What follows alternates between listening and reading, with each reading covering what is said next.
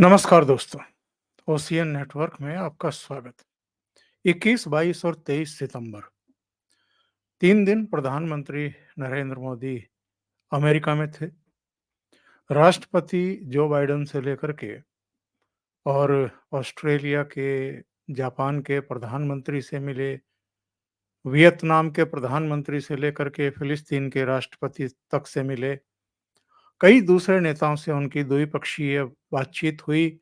संयुक्त राष्ट्र महासभा में फ्यूचर को लेकर के जो अलग से एक कार्यक्रम था, उसको संबोधित किया और अमेरिका को कम से कम ये उम्मीद नहीं होगी, जो प्रधानमंत्री नरेंद्र मोदी वहां कर आए।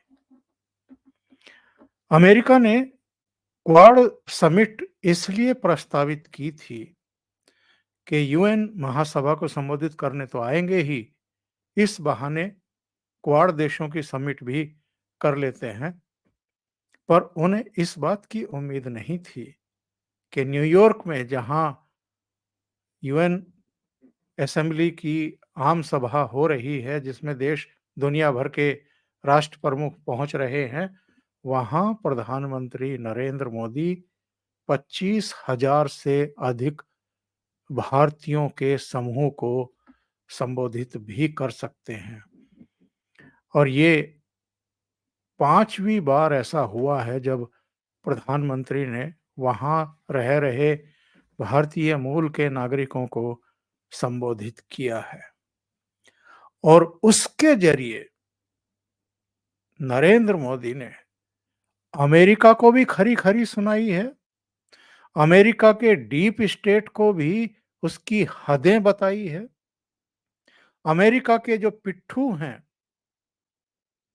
उनको भी ये बताया है कि ये बदला हुआ भारत है, इसको किसी भी तरीके से ना तो दबाया जा सकता है, ना इशारों पर नचाया जा सकता। और धमकी तो भारत किसी भी हालत में बर्दाश्त ही नहीं करेगा।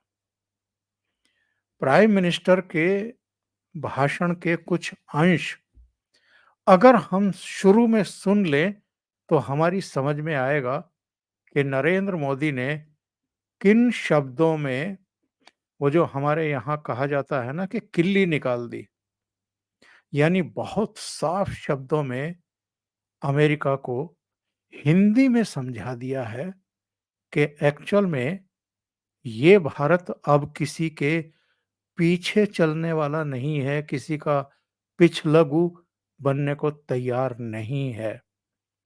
ये बदला हुआ भारत अब नेतृत्व कर रहा है और नेतृत्व ही करेगा। और ये ना तो थमने वाला है और ना दबने वाला है।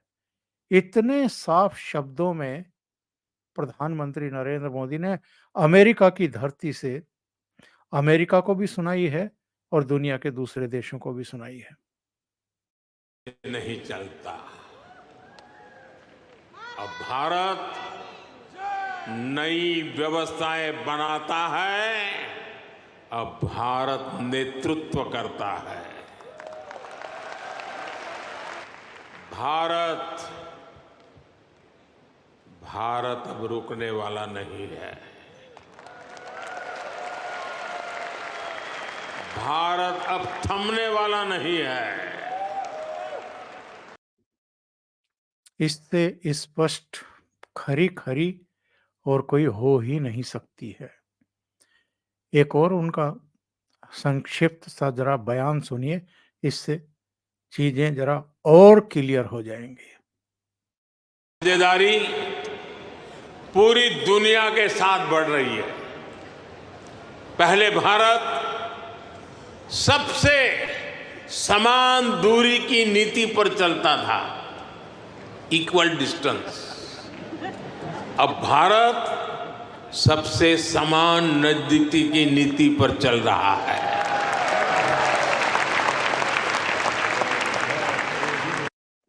इसका क्या मतलब है? इसका मतलब ये है कि प्रधानमंत्री नरेंद्र मोदी जब रूस की यात्रा पर गए थे, मॉस्को में राष्ट्रपति पुतिन से मिले थे, तो अमेरिका को सबसे ज़्यादा परेशानी हो गई थी। इसके जो फ़ॉरेन अफ़ेयर्स के बयान हैं, वो आ रहे थे कि टाइमिंग ठीक नहीं है, हमारे यहाँ नेटो देशों का सम्मेलन हो रहा है, ऐसे में प्रधानमंत्री नरेंद्र मोदी मॉस्को की यात्रा कर रहे हैं और जब यूक्रेन पर अटैक हो रहा है, तब राष्ट्रपति पुतिन से गले मिल रहे हैं। इस तरह के बयान आ रहे थे। तो प्रधानमंत्री का ये बयान कि सबसे नज़दीकी हम अब इस नीति पर चल रहे हैं, यानी अमेरिका को ये गलतफ़हमी बिल्कुल नहीं होनी चाहिए कि हम उसके पिछलग्गू हैं। प्रधानमंत्री नरेंद्र मोदी का ये बयान पूरी दुनिया के लिए ही एक संदेश है कि हम किसी के पिछलग्गू नहीं हैं, हम बराबर के साझीदार हैं। हमको दिशा निर्देश नहीं दिए जा सकते, हमको कोई गाइड नहीं कर सकता, हमें कोई ये नहीं बता सकता कि हम कितना खाएँ, कितना पिएँ, कितना सोएँ, कितना जागें, कितना श्रम करें, किससे मिलें और किससे नहीं मिलें। राष्ट्र हित हमारे लिए सर्वोच्च स्थान पर है, ये नरेंद्र मोदी अपने भाषण में सीधे-सीधे और साफ-साफ शब्दों में अमेरिका को सुना करके आए हैं। एक और उनका बयान ज़रा सुनते हैं। उन्होंने कहा है कि पिछले 10 सालों में ये हमारी नीतियाँ हैं, ये हमारे कार्यक्रम हैं, ये हमारा विज़न है, जिसकी वजह से इतने बड़े बदलाव हुए हैं हिंदुस्तान में। और ये जो बात सुनाई है, ये केवल अमेरिका को नहीं सुनाई है प्रधानमंत्री मोदी ने, अमेरिका के पिट्ठुओं को भी सुनाई है, उन लोगों को भी सुनाई है, जो समय-समय पर जाकर के पश्चिमी देशों की गोद में खेला करते हैं, अपना सॉफ्टवेयर अपडेट कराने के लिए जाते हैं और उनकी हाँ में हाँ मिलाने के लिए जाते हैं। वहाँ से ऊर्जा ग्रहण करके वापस लौटते हैं। जी हाँ, आप सही समझे। सुनिए पहले प्रधानमंत्री ने क्या कहा है, वो सुनते हैं और क्यों कहा है, ये भी मैं आपको बताने वाला हूँ। अवसरों की धरती है। अब भारत अवसरों का इंतजार नहीं करता। अब भारत अवसरों का निर्माण करता है।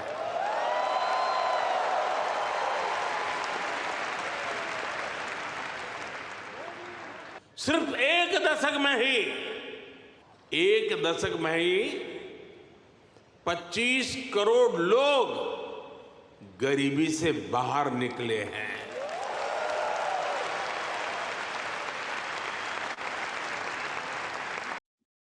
ये जो एक दशक में 25 करोड़ लोग गरीबी की रेखा से ऊपर आए हैं, गरीबी से बाहर निकले हैं, वो कैसे निकले हैं? बहुत डिटेल भी बता सकता हूँ, लेकिन सबको अवसर मिले हैं, तब ना निकले हैं। सबके लिए जो सोशल वेलफेयर की स्कीम होती हैं, वो चलाई गई हैं, इसलिए ना निकले हैं। उनके लिए पक्के घर बना कर के दिए हैं, रसोई गैस दी गई है, उनको शौचालय बनाए गए हैं, उनके लिए बिजली के कनेक्शन दिए गए हैं, 50 करोड़ के बैंक खाते खुलवा कर के उनमें जो है पैसा भेजा गया है, 80 करोड़ जनता को हर महीने खाद्यान्न दिया गया है, इसलिए वो गरीबी की रेखा से बाहर निकले हैं, 25 करोड़ 10 साल के भीतर। ये जवाब क्यों दिया है प्रधानमंत्री ने और अमेरिका की धरती पर जाकर के क्यों दिया है? क्योंकि 8 से 10 सितंबर तक राहुल गांधी वहाँ बैठ कर के मीडिया के सामने, कुछ इंडियन कम्युनिटी के सामने और अमेरिका को ये बताने के लिए कि देखिए साहब भारत की सिचुएशन कितनी खराब है, उन्होंने कुछ गलत बयानी की थी वहाँ पर। और वो क्या गलत बयानी थी? बहुत शर्मनाक बयान था। उन्होंने कहा था कि एक पॉलिटिशियन होने के नाते मैं तो देश में रहना भी नहीं चाहता, क्योंकि 90% लोगों को वहाँ पर अपॉर्च्युनिटी ही नहीं मिलती है। As a politician, I don't want to live in a country where 90% of the people do not have access to opportunity. I'm not interested. इससे बड़ा झूठ, इससे बड़ी गलत बयानी कोई हो ही नहीं सकती है।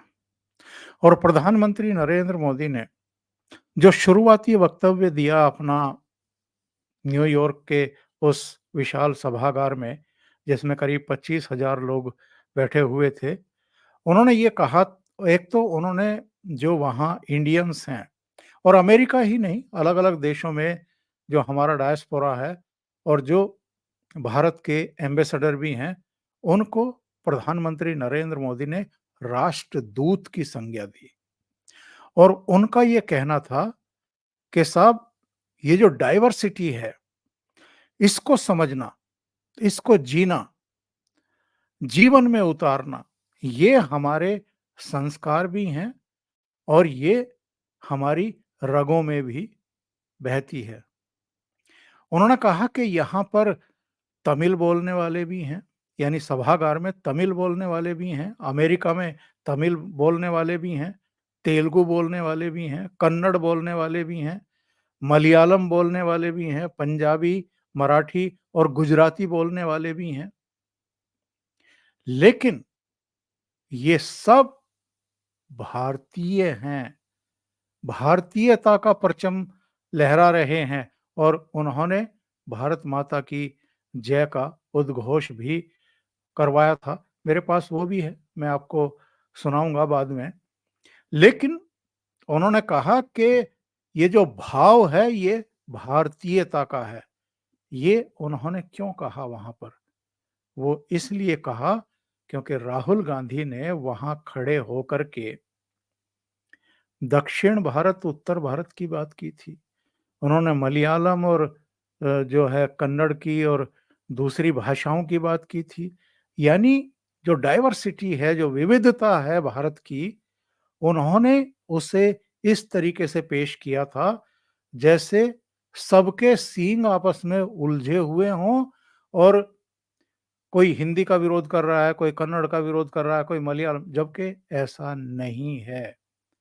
प्रधानमंत्री को वहाँ जाकर ही इनको भी और जो वहाँ इनकी बात सुनते हैं और जो डीप स्टेट है अमेरिका का, जो चाहता है कि भारत आपस में उलझता रहे, संघर्ष बढ़े, इस तरह की चीजें यहाँ पर खड़ी हो जाएं, जैसी बांग्लादेश में खड़ी कर दी उन लोगों ने, ताकि उनका खेल सफल हो जाए। तो जरा सुनिए कि राहुल गांधी ने क्या बयान दिया था पगड़ी को लेकर के, कड़े को लेकर के, गुरुद्वारों में फ्रीली जाने को लेकर के। इसके ही जवाब में प्रधानमंत्री नरेंद्र मोदी का वो बयान आया था। Understand what the fight is about. Fight is not about politics. That is superficial. What is your name? Brother, yeah, with the turban. What is your name? Balinder Singh. The fight is about whether he, as a Sikh, is going to be allowed to wear his turban in India. Or he, as a Sikh, is going to be allowed to wear a kada in India. Or he, as a Sikh, is going to be able to go to a Gurdwara. That's what the fight is about. And not just for him, for all religions. और इस बयान को लेकर के भारत में बहुत तीखा विरोध राहुल गांधी का हुआ। कई ने तो उनको धमकियां तक दे डाली और एसजीपीसी, जो सिखों की गुरुद्वारों का प्रबंधन करने वाली कमेटी है, शिरोमणि अकाली गुरुद्वारा प्रबंधक कमेटी, उसने भी तीखी प्रतिक्रिया व्यक्त की कि ये क्या मतलब है। यहां तो सिखों को हर तरह की छूट है, फिर ऐसा बयान क्यों दिया? किसके इशारे पर दिया? किसको खुश कर रहे थे? और भारत को इस तरीके से वहां जाकर के बदनाम क्यों कर रहे थे? बाद में जब इनको समझ में आया कि इससे तो बहुत बड़ा नुकसान हो गया है और बहुत गलत मैसेज चला गया है, तो कहा कि नहीं, नहीं, मेरे बयान को तो गलत तरीके से इंटरप्रेट किया गया। प्रधानमंत्री नरेंद्र मोदी ने एक और जवाब दिया इनका भी और डीप स्टेट का भी, जो भारत में अस्थिरता पैदा करके हमारे जो चुनाव हुए हैं 2024 के लोकसभा के, उन पर भी सवाल उठाने की गुस्ताखी कर रहे थे और एक माहौल बना रहे थे, धरातल पर एक पृष्ठभूमि बनाने की कोशिश कर रहे थे, बांग्लादेश की तरह। जैसे शेख हसीना के बारे में कहा गया था कि वो प्रधानमंत्री तो बन गई हैं, उनकी सरकार को बहुमत तो मिल गया है, लेकिन तटस्थ, निष्पक्ष और फेयर चुनाव नहीं हुए हैं। इस तरह की बातें अमेरिका की तरफ से ही कही गई थी। तो प्रधानमंत्री ने बहुत विस्तार से और बहुत सधे हुए शब्दों में ऐसे तमाम अफवाहबाजों को, झूठ बोलने वालों को ये जवाब दिया है। सुनते हैं क्या कहा था उन्होंने। 24 का ये साल पूरी दुनिया के लिए बहुत अहम है। एक तरफ दुनिया के कई देशों के बीच संघर्ष है, तनाव है, तो दूसरी तरफ कई देशों में डेमोक्रेसी का जश्न चल रहा है। भारत और अमेरिका डेमोक्रेसी के जश्न में भी एक साथ है। जहां अमेरिका में चुनाव होने वाले हैं और भारत में चुनाव हो चुके हैं,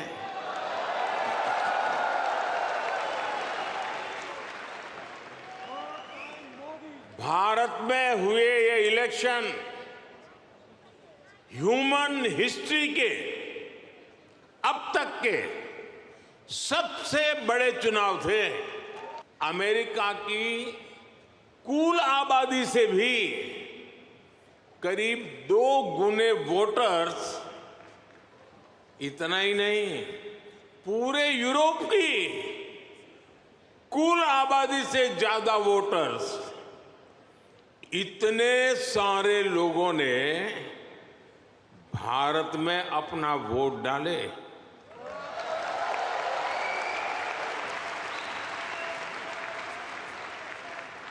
जब हम भारत की डेमोक्रेसी का उसका स्केल देखते हैं तो और भी गर्व होता है।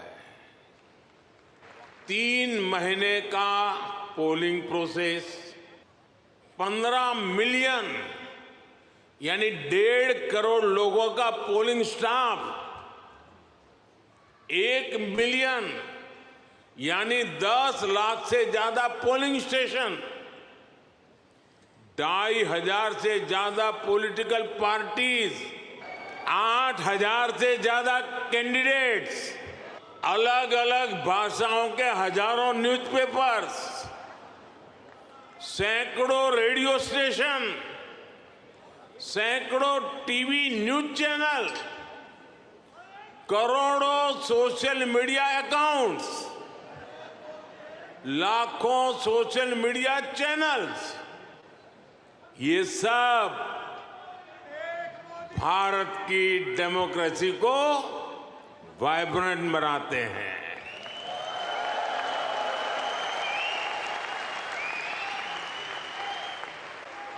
ये फ्रीडम ऑफ एक्सप्रेशन के विस्तार का दौर है।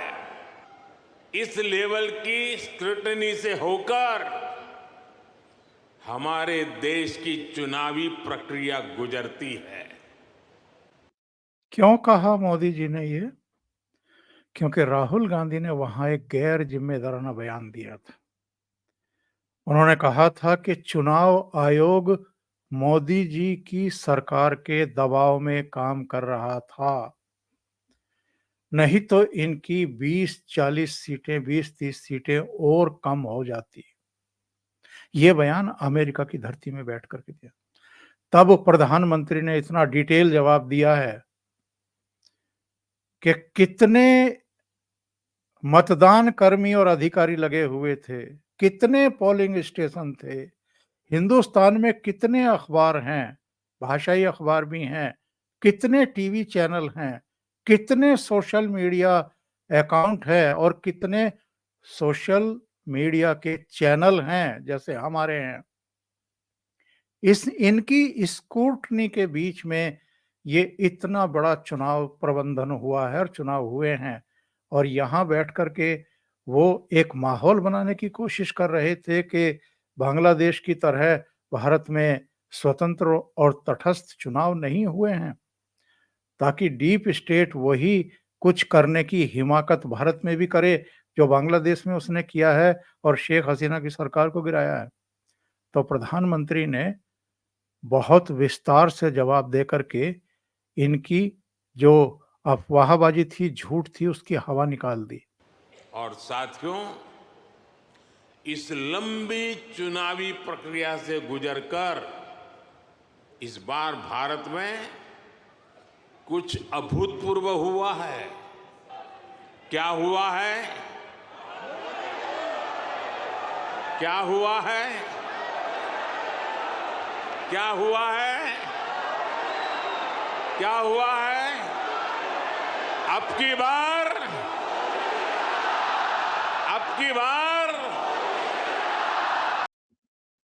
प्रधानमंत्री नरेंद्र मोदी ने 2-3 बातें वैसे और कही है। उन्होंने कहा है कि मेरे तो जीवन की दिशा ही दूसरी थी। नियति मुझे राजनीति में ले आई और गुजरात का मुख्यमंत्री बना तो सबसे लॉन्गेस्ट सर्विंग चीफ मिनिस्टर बन गया। यानी गुजरात में इनसे अधिक समय तक कोई मुख्यमंत्री रहा ही नहीं। उसके बाद भारत की जनता ने प्रमोशन दे दिया और प्रधानमंत्री बना दिया और अब तीसरी बार प्रधानमंत्री बन रहे हैं। इसके कहने के पीछे प्रधानमंत्री क्या संकेत देने की कोशिश कर रहे थे? वो बता रहे थे अपने विरोधियों को भी, अमेरिका को भी, डीप स्टेट को भी, भारत विरोधी ताकतों को भी कि घोड़े दौड़ा लो जितने दौड़ाने हैं। अगर मैं लॉन्गेस्ट सर्विंग चीफ मिनिस्टर रहा हूं गुजरात में, तो यहां भी यानी भारत के प्रधानमंत्री के तौर पर भी लॉन्गेस्ट सर्विंग प्राइम मिनिस्टर रहने वाला हूं।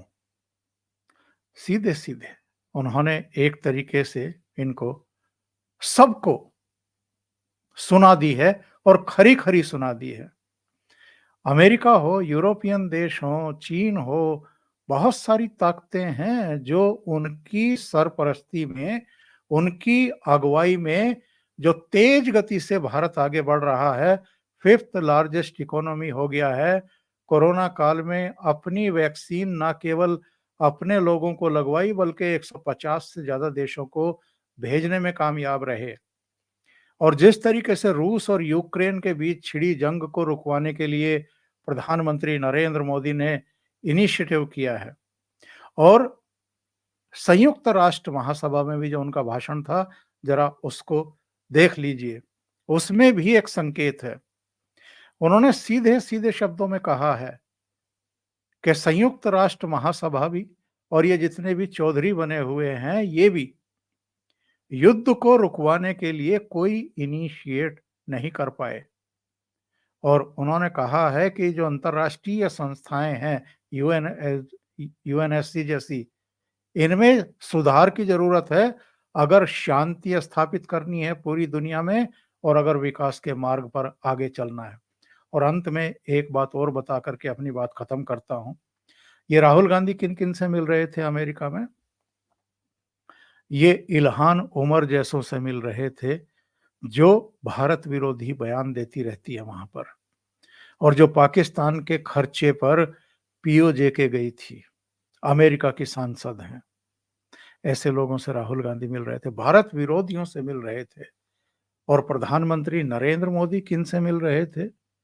नरेंद्र मोदी मिल रहे थे गूगल के सुंदर पिचाई से, नवीडिया के जेनसन हुआंग से, एडोब के शांतनु नारायण से, आईबीएम के अरविंद कृष्णा से और मॉडर्ना के चेयरमैन अफेयाम से।